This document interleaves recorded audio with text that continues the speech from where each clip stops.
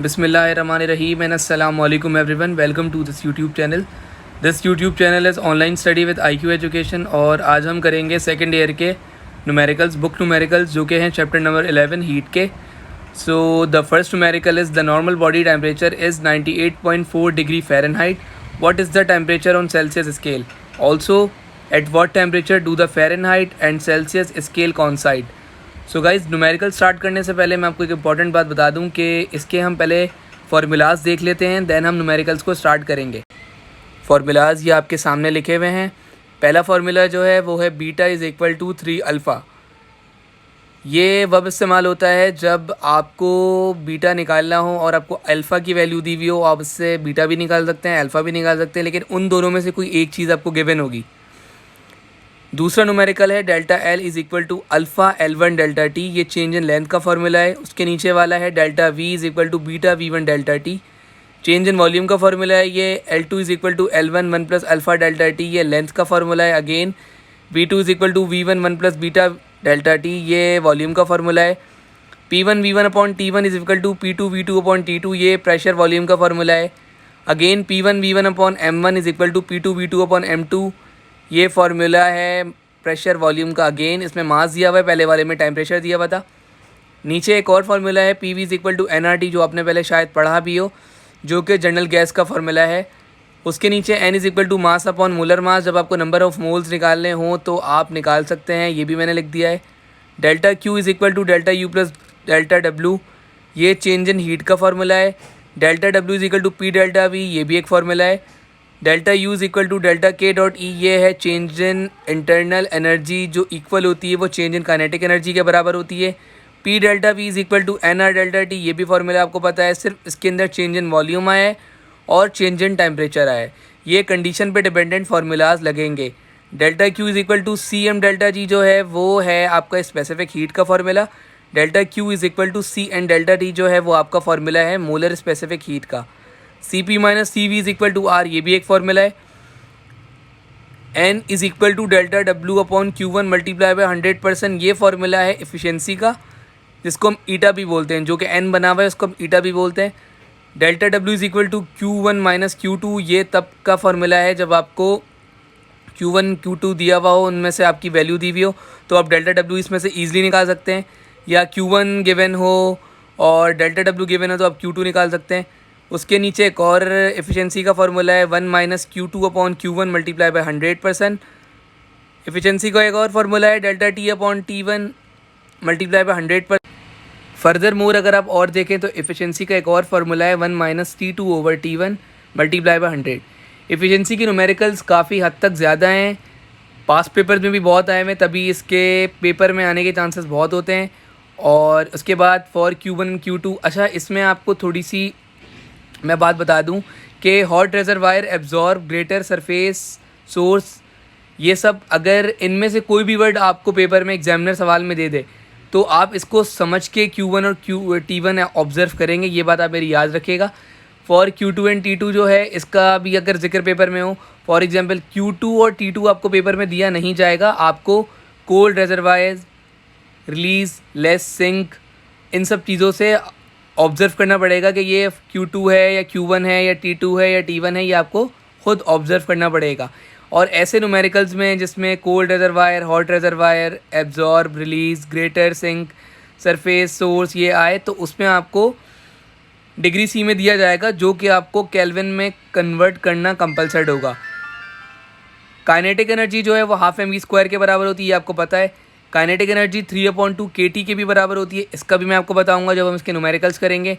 New RMS, ये new चीज़ है, √3 kT over m. New RMS के भी आपको सवाल देंगे, जिसको हम बोलते हैं root mean square velocity. Nu RMS 3p over rho. एक और जो p नीचे बना हुआ है डिवाइड में, उसको हम रॉ से शो करते हैं, जिसे हम डेंसिटी भी बोलते हैं. Nu RMS 3RT over m √ में. ये भी एक फार्मूला है न्यू RMS का. तो रूट मीन स्क्वायर वेलोसिटी के 3 फार्मूले हैं और 4-5 फार्मूले आपके एफिशिएंसी के हैं, बाकी सब नॉर्मल है. सो गाइस, अब हम स्टार्ट करेंगे अपना पहला नंबर. अगेन मैं आपके साथ दोहरा रहा हूँ. The normal body temperature is 98.4 degree Fahrenheit. What is the temperature on Celsius scale? एक नॉर्मल बॉडी है जो 98.4 डिग्री फ़ारेनहाइट में, तो उसका टेम्परेचर सेल्सियस स्केल पे कितना होगा। सेकंड पार्ट में बोल रहा है at what temperature do the Fahrenheit and Celsius scale कॉन्साइड। एक पर्टिकुलर कंडीशन पे सेल्सियस और फ़ारेनहाइट को अगर हम कंसाइड करवाए जाएं, एक दूसरे से मिलाया जाए इन टेम्परेचर को, तो क्या इसका आंसर आएगा। तो ये भी हमें मालूम करना है। सो हम इसको सॉल्व कर बेसिकली ये सवाल सॉल्व करके मैंने रखे हुए थे, क्योंकि एक एक सवाल को सॉल्व करने में वीडियो काफ़ी बड़ी हो जाएगी। तो मैं आपको ये समझा देता हूँ इसमें क्या बोला था। इसमें आपको ये कहा जा रहा था कि एक जो नॉर्मल बॉडी का टेम्परेचर था वो 98.4 डिग्री फ़ारेनहाइट था, जो कि आपको गिवन था। टेम्परेचर इन सेल्सियस यानी डिग्री सी में आपको मालूम करना था। क्वेश्चन मार्क आ गया है। Temperature TF is equal to TC के जो बराबर था वो आपको निकालना है कि क्या आएगा। सॉल्यूशन में आपने SV नोट ऐड किया। टेम्परेचर डिग्री सी में निकालने का फॉर्मूला होता है 5/9 टेम्परेचर फ़ारेनहाइट -32। 98.4 डिग्री आपने वैल्यू पुट करी, -32 करवाया, 66.4 डिग्री आ गया। इसके अंदर आपने मज़ीद फर्दर कैलकुलेशन करी, 5/9 मल्टीप्लाई बाई 66.4, तो आपका TC आ गया। According to given condition TF जो है फ़ारेनहाइट बराबर है सेल्सियस के। सो यूजिंग फार्मूला हम अगेन करेंगे। TC is equal to 5/9 TF -32। ये पहला वाला फार्मूला है जो हमने लगाया था। इसको हम सिंपल करेंगे, इसमें से हम TC निकालेंगे और F निकालेंगे। T हमने बिल्कुल कॉमन ले लिए, is equal to 5/9 T -32। Then हमने 9T is equal to 5T -160 किया। 5T यहाँ प्लस हो रहा है, उधर आके माइनस का हो जाएगा, इज़ इक्वल टू माइनस का 160 एज इट इज़।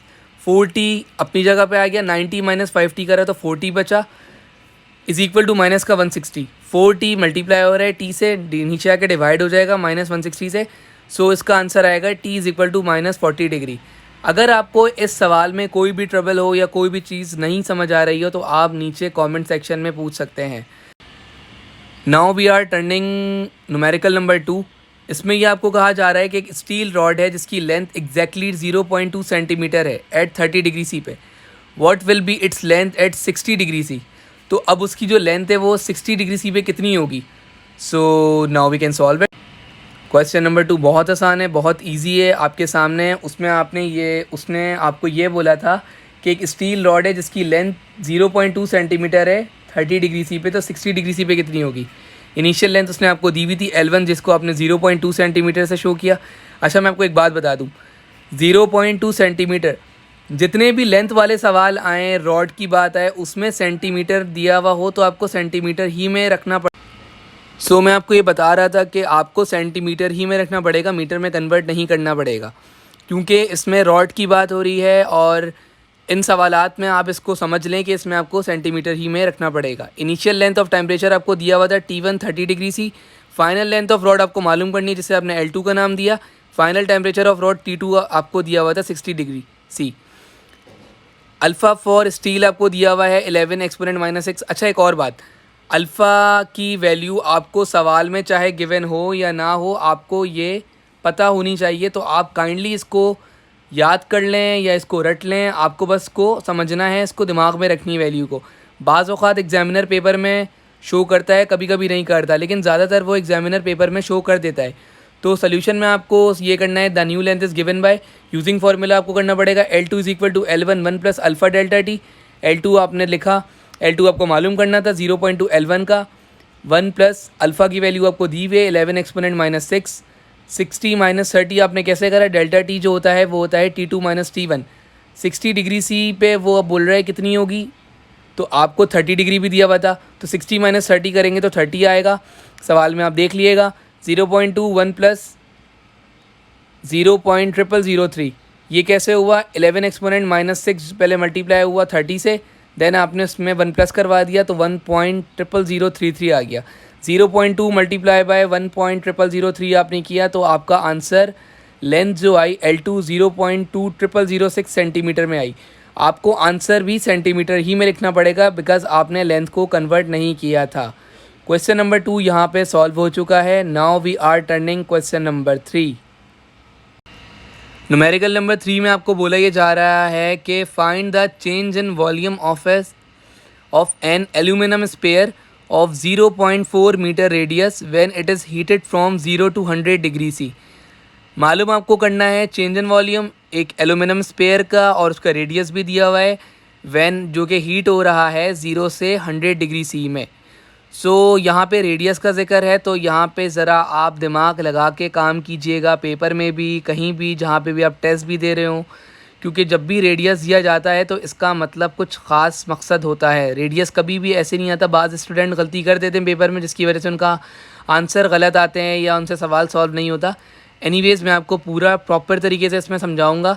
सो हम इसको सॉल्व करते हैं अब। क्वेश्चन नंबर 3 में हमें ये बोल रहा था कि find the change in volume, volume of an aluminium sphere हमें फाइंड करना है जिसका रेडियस 0.4 मीटर दिया हुआ है और वो हीट हो रहा है 0 to 100 डिग्री सी पे।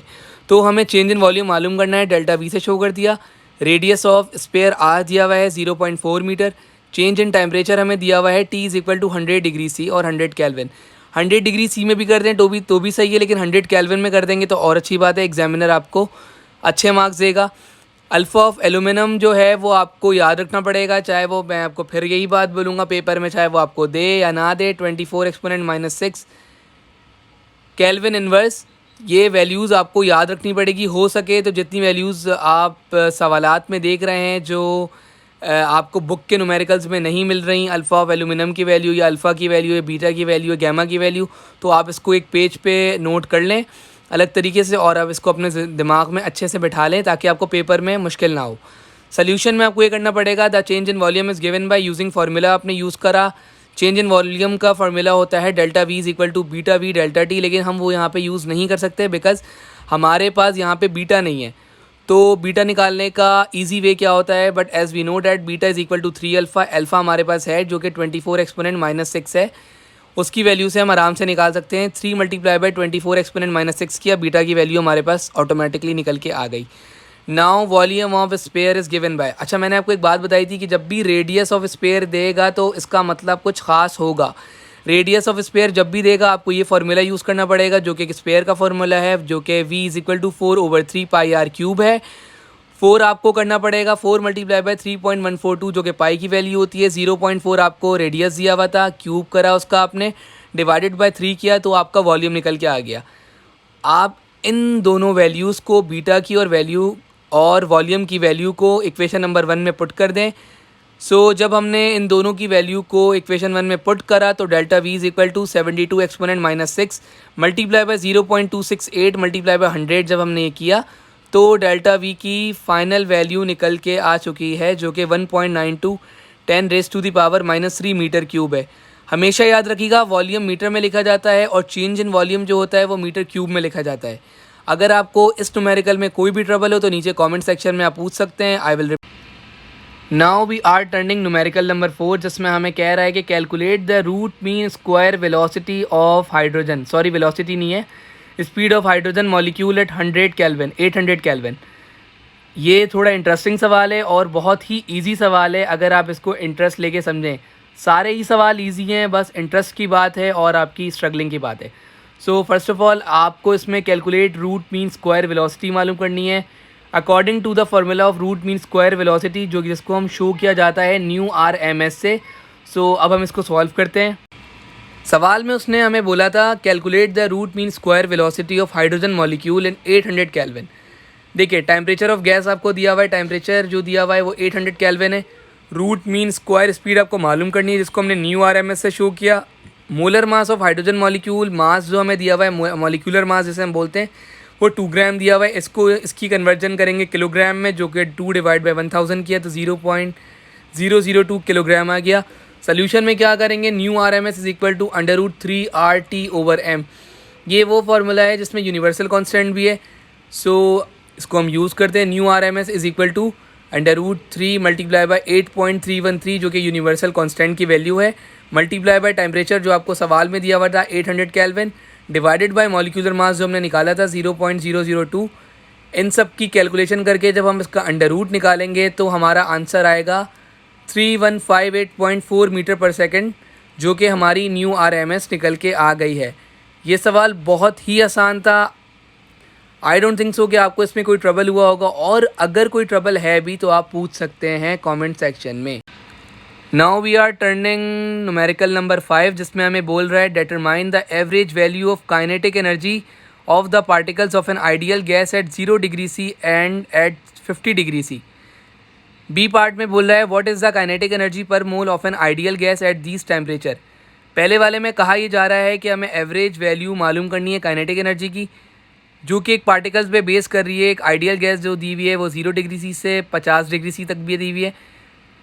फर्दर नीचे वाले में बोला ये जा रहा है कि what is the kinetic energy per mole. Kinetic energy per मोल पे क्या होगी, यानी यहाँ पे एवोगाड्रो नंबर वाला ये क्वेश्चन है। सो इसको हम सॉल्व कर। सो गाइज़ ये सवाल मुश्किल नहीं है, बस थोड़ा सा लेंदी है, सिर्फ समझने की बात है। उसने हमें बोला था कि determine the average value of kinetic energy of particles of an ideal gas at 0 degree C to 50 degree C. So इसमें हमें करना ये पड़ेगा कि टेम्परेचर ऑफ अ गैस जो T1 हमें दिया हुआ है वो 0 डिग्री सी है, जो कि 273 केल्विन पे होता है। अच्छा एक और बात, हमें इन सवालात में डिग्री सी से केल्विन में जाना पड़ेगा, जो कि 273 होता है। Temperature of a gas T2 जो हमें 50 डिग्री सी दिया हुआ था वो 323 केल्विन हो गया, जब हमने एडिशन करी 273 केल्विन की। Average kinetic energy of particle जिसको हमने KE एवरेज से शो किया वो हमें रिक्वायर्ड है। काइनेटिक एनर्जी पर मोल एवोगाड्रो नंबर वो हमें रिक्वायर्ड है। सोल्यूशन जो है इसमें ये दिया हुआ है कि average kinetic energy of particles of a gas जो है वो हमें निकालनी है, तो इसका फार्मूला लगेगा काइनेटिक एनर्जी का 3/2 kT वाला। देन पहले स्टेप में हम क्या करेंगे, 273 केल्विन पे करेंगे। काइनेटिक एनर्जी हमने 3 ली, 3/2 1.38 10⁻⁻23 जो कि कूलम कांस्टेंट होता है, मल्टीप्लाई बाय 273 केल्विन हमने ले लिया। काइनेटिक एनर्जी एवरेज ली हमने, जिसका आंसर हमारा आया 5.65 10⁻⁻21। इसकी कैलकुलेशन जब आप करेंगे तो आपको आंसर मिल जाएगा, और अगर तब भी ना करना आ रहा हो तो आप मुझसे पूछ सकते हैं कमेंट सेक्शन में। एट 323 केल्विन जो है आपको दिया हुआ है सेकंड स्टेप में। बिल्कुल सेम प्रोसीजर है इसमें भी, जो आपने ऊपर किया था वही आप नीचे करेंगे, तो ये आपका सॉल्व हो जाएगा। नाउ अब आपको ये करना पड़ेगा कि kinetic energy per mole of particle जो दी हुई है वो आपको करना ये होगा कि kinetic energy divided by per mole is equal to average kinetic energy multiply by Avogadro number, जिसको हम Na से शो करते हैं। बिल्कुल इजी वे, कोई मुश्किल नहीं है। इसमें करना ये पड़ेगा कि 273 केल्विन पे अगेन करना पड़ेगा। अगर आपको वो कोई भी मोल का नंबर देता 253 तो आप तो इजी उससे मल्टीप्लाई करवा देते, बट आपको उसने एक एवोगाड्रो नंबर का बोला है, पर मोल की बात करिए, एक एन की बात करिए जिसे हम Na भी बोलते हैं। एवोगाड्रो नंबर की कांस्टेंट वैल्यू होती है जो होती है 6.02 10⁻23। आपने इसको क्या करा, आपने पहले वाले का जो आंसर निकला था फर्स्ट स्टेप में उसको आपने एवोगाड्रो नंबर की वैल्यू से मल्टीप्लाई करवा दिया, तो आपका ये एवोगाड्रो नंबर से भी प्रूव हो गया कि 342,3402.9 जूल पर मोल आपका निकल गया 273 केल्विन पे।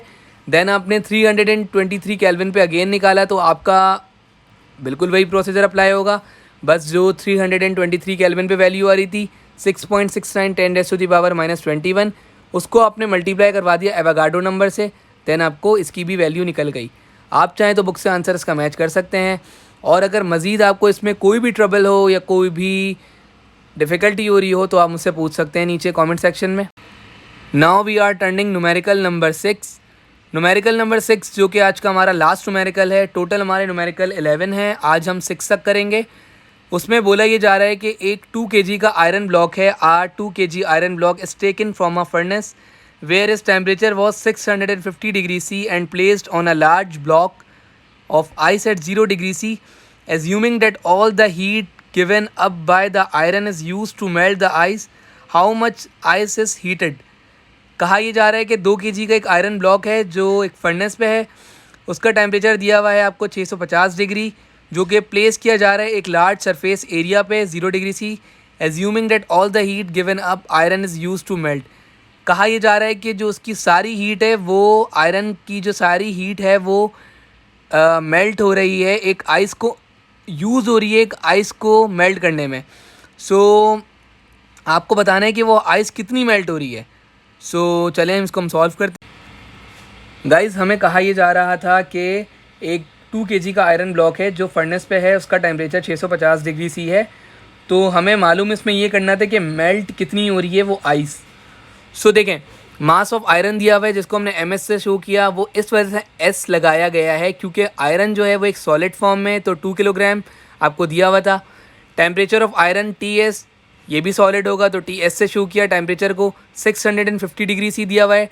टेम्परेचर ऑफ आइस आपको दिया हुआ है TI से शो किया जिसको temperature of ice 0 degree C. Mass of ice melted MI से शो किया जो कि हमें रिक्वायर्ड है। सॉल्यूशन में हमें ये करना है कि according to the law of heat exchange, ये है एक हीट एक्सचेंज का formula, heat loss by iron is equal to heat gain by ice. Heat loss जितनी आयरन को होने में हो रही है उतनी ही हीट गेन कर रहा है ice. So formula of iron जो है, हीट लॉस बाय आयरन जो है वो MC is equal to TS minus TI, sorry multiply by TS minus TI है। हीट लॉस बाय आयरन जो आपने करा ये TS minus TI। Heat gain by ice due to its melt is equal to M capital HF। HF जो है यहाँ पे वो शो कर रहा है latent heat of fusion of ice को। Putting the value in equation 1, इस वैल्यू को आप पुट करेंगे इक्वेशन 1 में तो MS आ गया मास ऑफ सॉलिड आयरन का, TS माइनस TI आ गया मास ऑफ आइस, और latent heat of fusion of ice आ गया। 2 multiply by 49, 499.8 multiply by 650 minus 0 is equal to mass of ice 3.36 multiply by 10⁻⁵। देखिए 499.8 जो है वो आपको गिवन होगी सवाल में, और HF जो है latent heat of fusion of ice जो है वो भी आपको सवाल में गिवन होगा। तो आप इसको ईजिली सॉल्व कर सकते हैं। जब आप इसको फर्दर कैलकुलेशन करेंगे तो आपका आंसर आ जाएगा, मास में मास ऑफ आइस आ जाएगा 1.93 किलोग्राम। सो आज के लिए इतना है। होपफुली आपको ये वीडियो अच्छी लगी होगी। अगर आपको ये अच्छी वीडियो लगी है तो आप इसको do like, subscribe and don't forget to press the bell icon, और इसको मज़ीद शेयर करें। और कोई भी ट्रबल हो तो आप नीचे कमेंट सेक्शन में पूछ सकते हैं। Thank you.